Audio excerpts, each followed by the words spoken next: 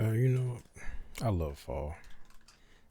Fall is my favorite time of year.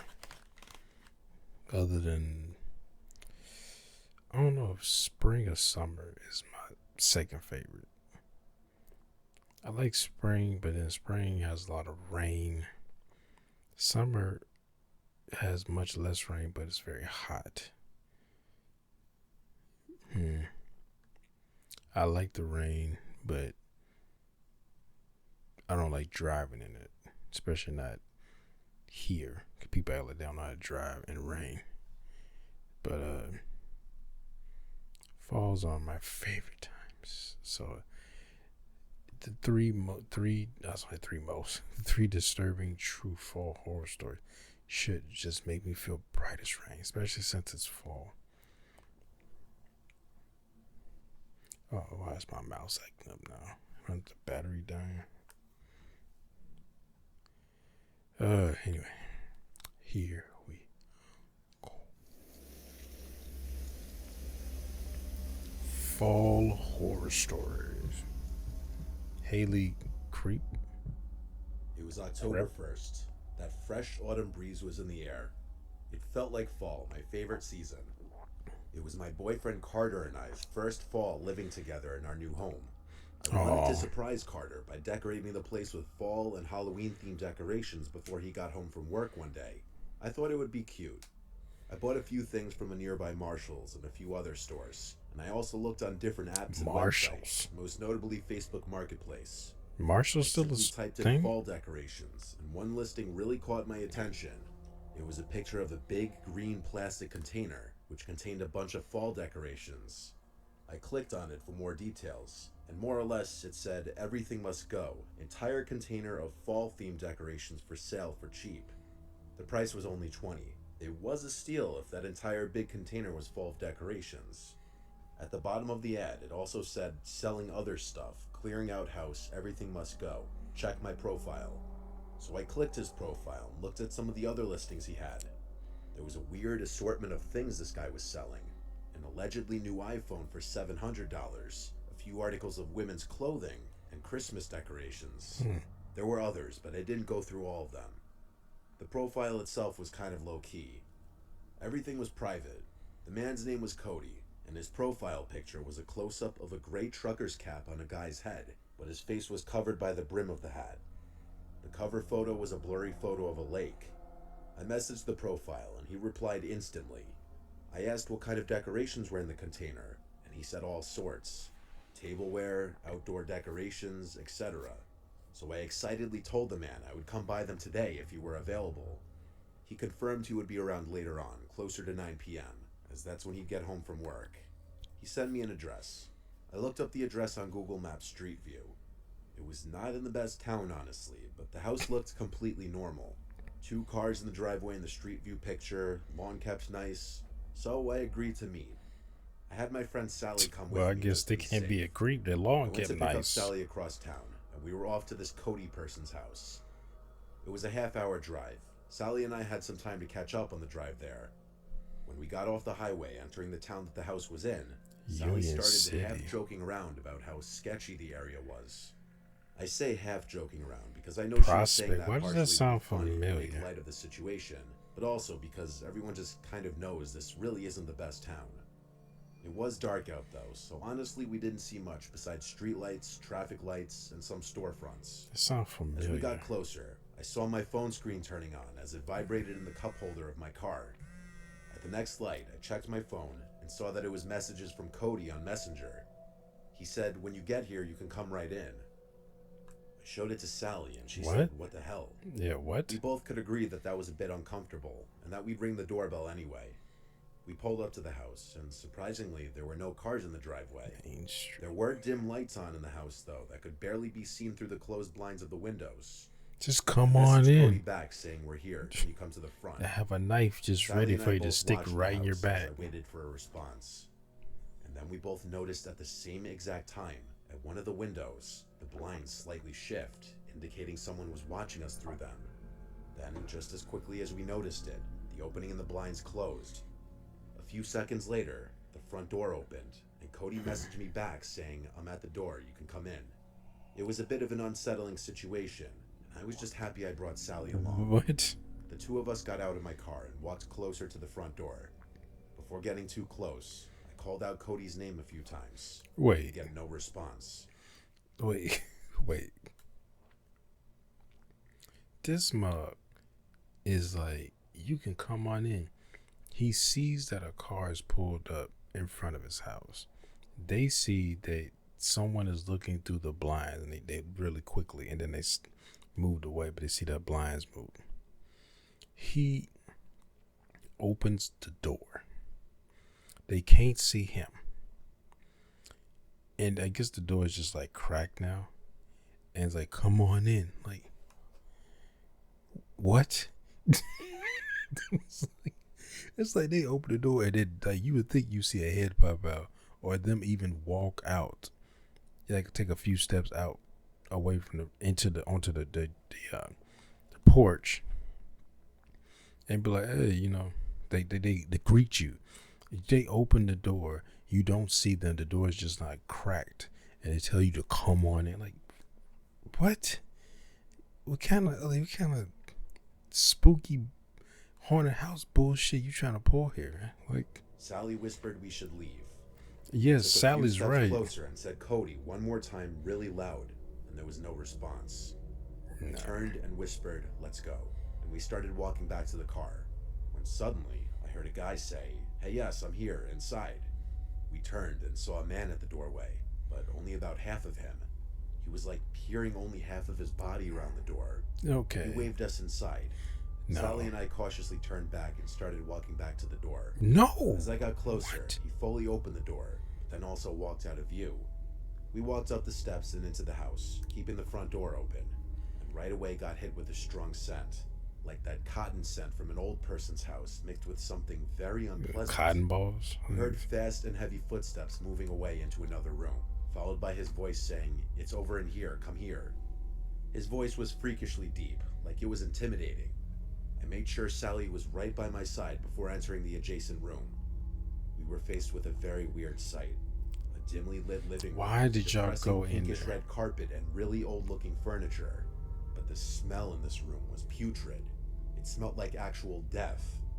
In the middle of the room was a red container with a green lid on top of it. There was this Cody man standing just over the container. This was the first time I got a good, clear look at the man. He was not a friendly-looking man. He invited me over to come open the container. I took note of the fact that this container was not the same color as the green container that was in the picture on the Facebook ad. The fact you went in It this also was house. a completely different shape from the looks of it. I asked him to open it himself, and he said, "Well, you're no fun." That comment already had Sally and I inching backwards in the direction of the front door. But when he lifted the lid off the container and we were suddenly blasted with another putrid smell, we turned for the door and left in a hurry without looking back until we got to the car. Sally kept telling me to hurry up. By the time my car why was weren't you on, running all I full know is speed? The front door to the house was already closed. I don't know if he was watching us through the window again. We were gone very quickly. We never actually saw what was in that container. It was definitely not decorations, though. After telling Carter about all of this, he asked for the address of the place, and I told him not to go there. He assured me he wouldn't, he just wanted to look up the house, so I gave it to him. The next day, he returned home later than usual from work, and he told me he stopped by the house, and an older woman answered the door, insisting that she lives there alone. He knew I wasn't lying, though, because I showed him all the Facebook messages with the guy, which included the address. Upon looking up the records of that address, it does list the owner as a woman in her late 60s. This was an incredibly disturbing and unexplainable experience. From now on, when buying stuff online, I avoid going to people's houses. So you lied. You went to the house.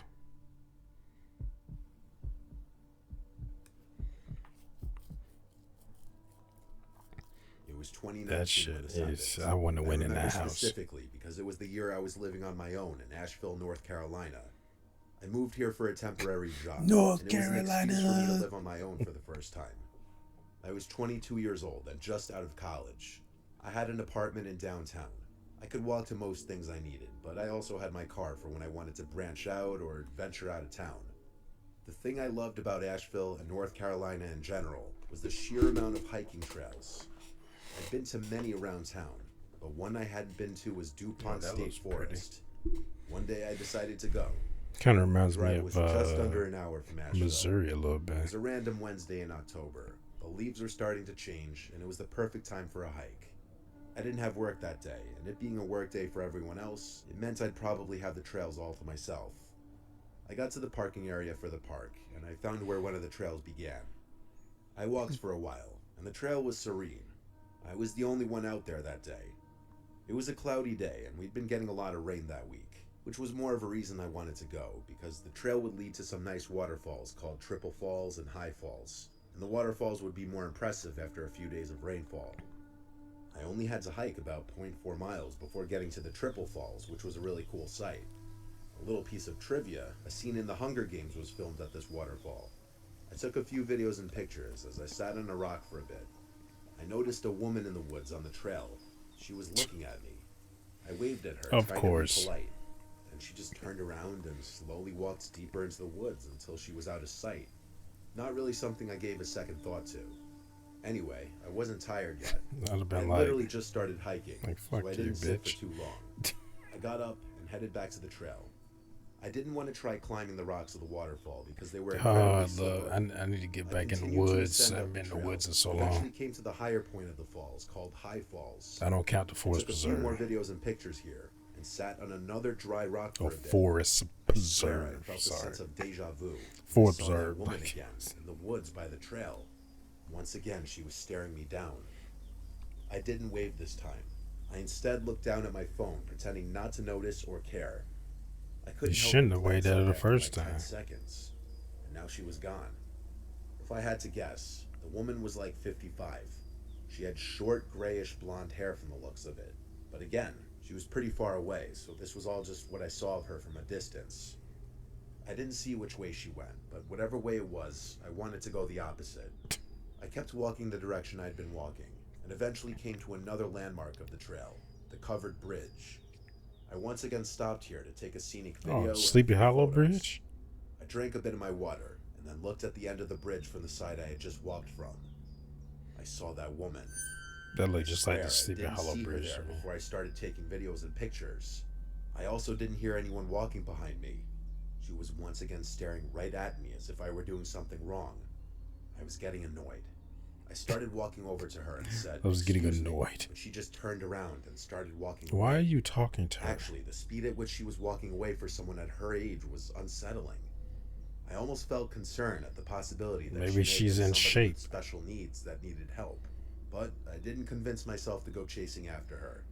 I just leaned on the edge of the bridge for a few minutes before deciding to turn back. I had already been hiking for about 45 minutes, and it would take another 45 to get back down to the car. Walking back down the trail I came, in the direction that woman had gone, I passed a younger woman walking her dog. So I decided to stop her and ask if she'd seen an older woman pass by. She said no, and just trying to make conversation about it, talk to somebody about it, I told her how I kept seeing that woman popping out of nowhere and looking at me, then just walking off. She laughed and said that's really, really strange. I didn't want to take up too much of her time, so after we both That's started really laughing strange. about it, I continued on my way. The entire way down the trail, I grew a bit paranoid that I'd see that woman lurking around in the background somewhere again, but all was quiet on the way down. I passed one other person who gave me a friendly smile and a nod. Other than that, I made it back to my car undisturbed. Later that day, I went on a date with a girl I was seeing there. We went to our favorite local bar to get some pumpkin spice beers and watch baseball. I told her about the woman on the trail, and she found it Spice amusing, beers. because honestly it did sound funny. After that, I went home. Fast forward to that night when I was in bed. I hardly ever wake up in the middle of the night. I'm a pretty heavy sleeper normally, so me waking up in the middle of the night in the dark was unusual. I was still coming to when I heard something at the foot of my bed. I looked up and saw the figure of a woman at the foot of my bed. I felt as though my insides had just fallen out of my body. I started screaming so loud that I'm sure my neighbors could have heard it, even with the windows closed. I started crawling against my headboard, trying to distance myself as much as possible from the female figure at the foot of my bed. Then she just turned and walked out of the room. I stopped screaming now, more so trying to just catch my breath and slow my Screaming rapidly the whole beating heart. time. I flicked on the lamp and started shouting, "Who's there?" I listened, but there was dead silence. I grabbed the knife I had in the It sounds nightstand like a next to my bad bed and omen or jumped something. out of bed. I flicked on every light switch I passed until the entire apartment was lit up. There was no one there. Not in the closets, not behind a couch, not under any beds. So I called my Yeah, cause I father. was like, how'd she get I in didn't know what there? else to do. I needed to share what just happened with somebody. My father groggily picked up the phone, and after explaining to him, he said I must have hallucinated it while I was still in my half asleep state. He said I wasn't fully awake yet, and so I could have been seeing things.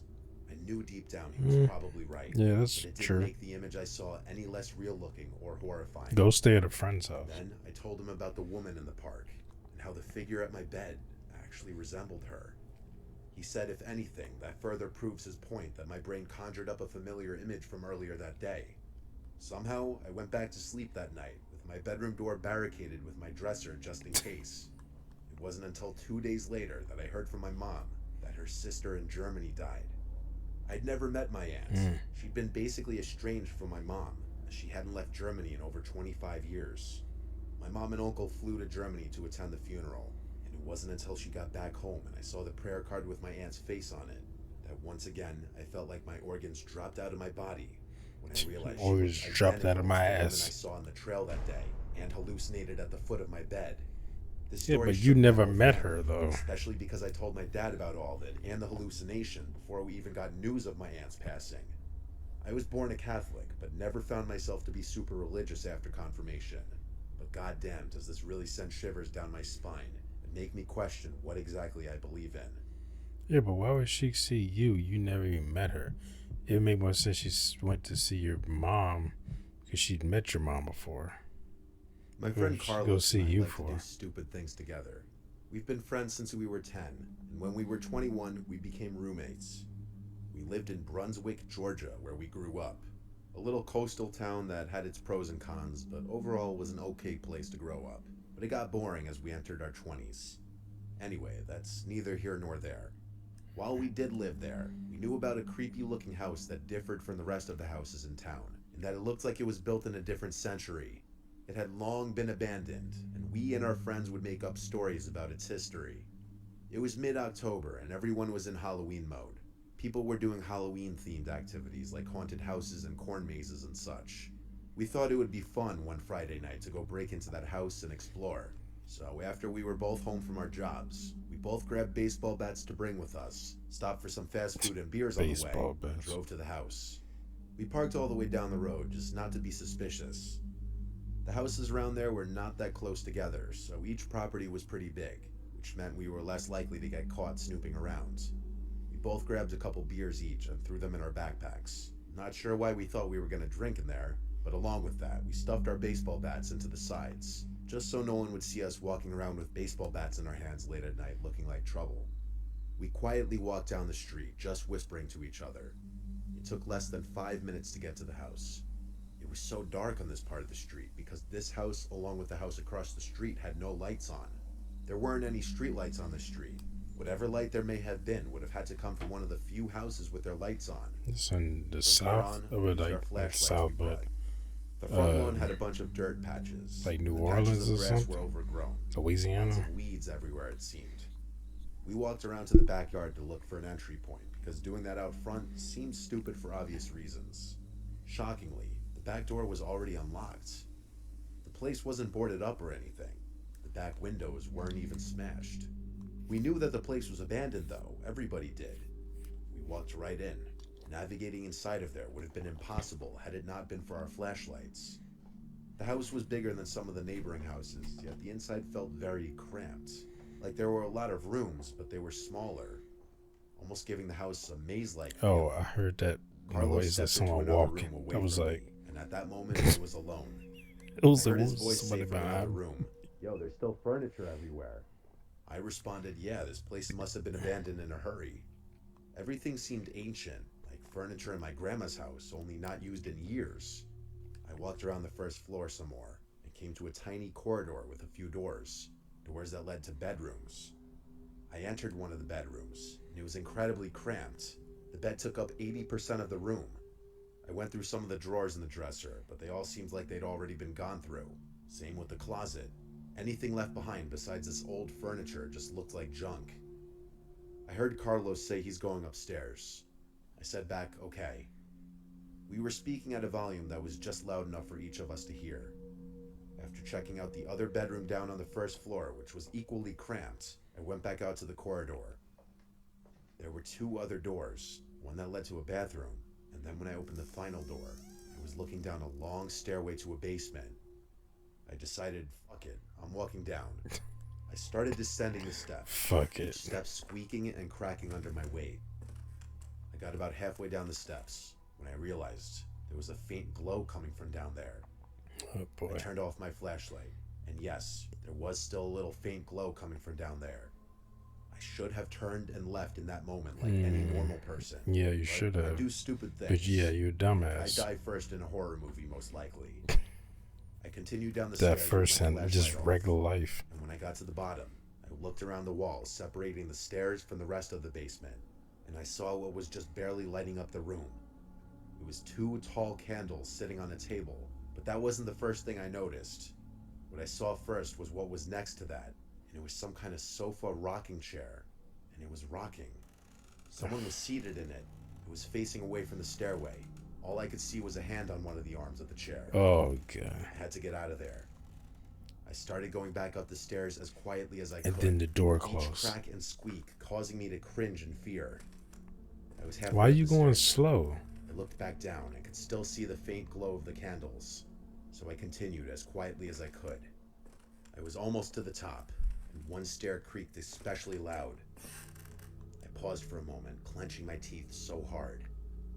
I proceeded up the final steps and made it to the top. I turned to shut the door, but I noticed it was pitch black down there now. The thought of the candles having been put out sent a shiver down my spine. I quietly closed the door, and then I tiptoed around this cramped maze of a house until I found the stairway going That said a little upstairs. shiver up my I spine. stood at the bottom of the stairs and quietly called up to Carlos.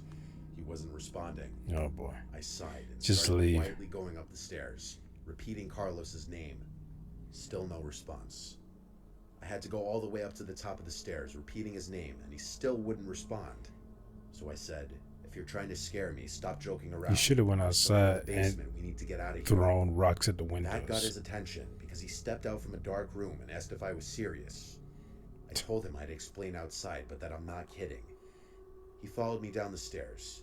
I was trying less so to be quiet now because I just wanted to get out of that house. We were heading back to the back door where we entered, but when we passed the corridor of the basement door, we both saw the silhouette of a man standing in front of the door. The time for sneaking around was over. Yeah, time was sneaking around, been over. As we booked it outside and ran for my car. We made it to the car in like 30 seconds. I was already winded by the time we made it 30 back. seconds. 30 seconds Backed too the car slow. off that street and started driving us home. He's in the car ride back was when I seat. explained in detail what I saw. All Carlos kept saying was, "Yo, what the fuck?" to everything I said. Yo, He was in what just the as much fuck? disbelief as me. So while no, I don't think anyone legally lived in that house, I do think someone was squatting in there, down in that basement. Who knows who it was? Honestly, who cares? Probably just a homeless person that's Never returned anywhere probably near thought that you might be street. trying to steal something. There was some candles down there and they was able to light them. It's for light, and that was it. Like, it's, even though it's very creepy, especially with with him look, they turned around and seeing that the candles had been blown out. After when he got to the top of the stairs, I'd have been, okay, I'd have closed that door.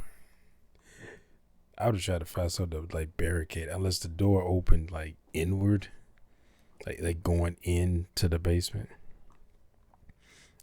That would be like fuck, because in that case, you like ain't no point in barricading the door unless you try to like tie something to the door and then pull it and then tie it to something. That way, the person on the other side of the door can't pull it open. I would have probably shit myself. I walked by past that basement door and saw like a silhouette of a body of a human standing there, I would have been like, man, I would have just like my soul would have left my body, and then I would have had to catch up to it to get the cards. I would have stopped being quiet a long time ago. Well, I guess he had, because he said he was calling for Carlos, but he said he was still trying to be quiet. And then he said, "Hey man, there's somebody downstairs. We need to get out of there." And then he calls like, "You serious?" He's like, because he clearly was trying to scare him. He stepped out of a dark room. It was like, "You serious, dude?" Like, yes. Like get the fuck out of here. Oh man.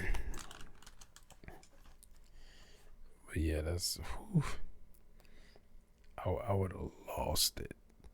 I'd have lost my shit if that would have. Oh man, especially walking back past. Like, I would have. Because that sent shivers down my spine.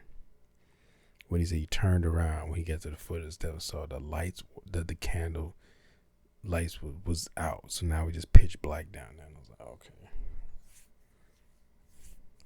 okay. Like, I'd have been like, at that point, I'd have been like, fuck this being quiet shit. Like, it's time to start running and making noise. I'm like, Carlos, I'm leaving. Somebody's in the basement. Carlos, somebody's in the basement. Get the fuck out. Get out of the house.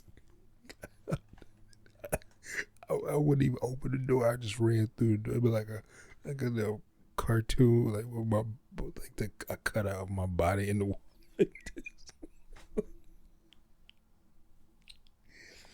I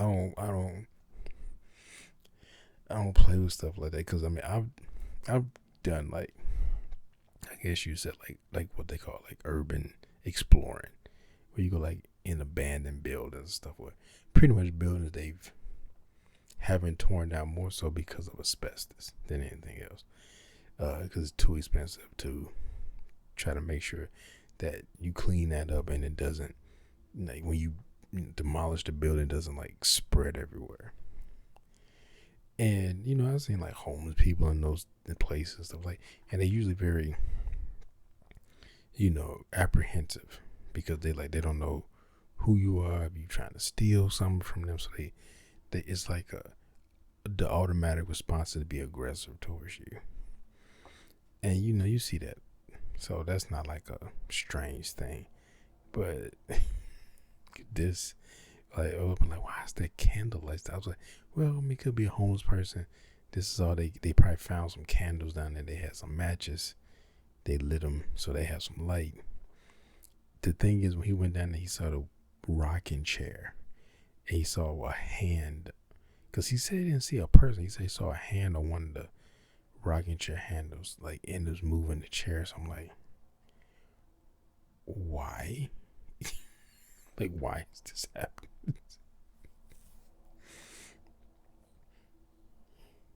Because it'd be one day somebody was sitting there just like rocking back and forth, and they looked up and saw him, and just like, oh, somebody's squatting in this abandoned house.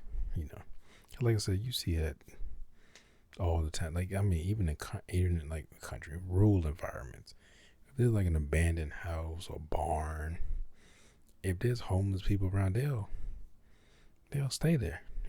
Because they're like, oh, the owner hasn't torn this down yet. They'll squat there. I mean, they'll move eventually, but they'll be squatting there. They might come back every so often, or when they're around. That happens. But that shit. Nah. Anyway, hope y'all enjoyed my reaction, everyone. If you did, make sure to hit that thumbs up button down below. Make sure to subscribe in here. Hit that bell if you want to be notified of new videos. Comment down below. Share this video. I'll see y'all next time. Peace.